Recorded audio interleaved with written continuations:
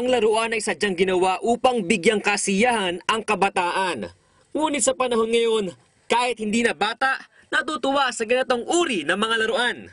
Isa na rito si Noel Magat na isang voice artist na nagbibigay buhay sa mga anime.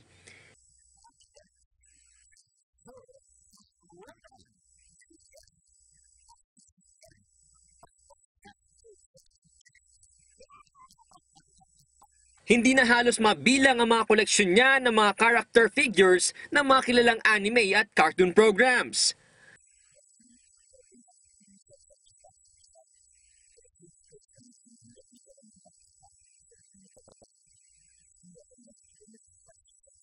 Nang tanungin kung magkano na ang nagastos niya rito,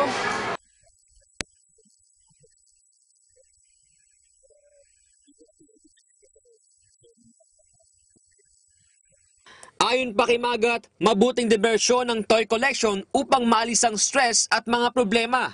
Kaya ang payo niya sa mga toy collectors na gaya niya,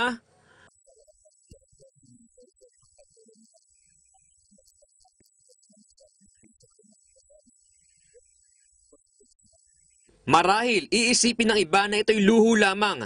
Ngunit para sa mga panatikong gaya ni Magat, ito'y maituturing na kayamanan. Para sa National Broadcasting Network, ako si Ryan Ang inyong tagapagbalita.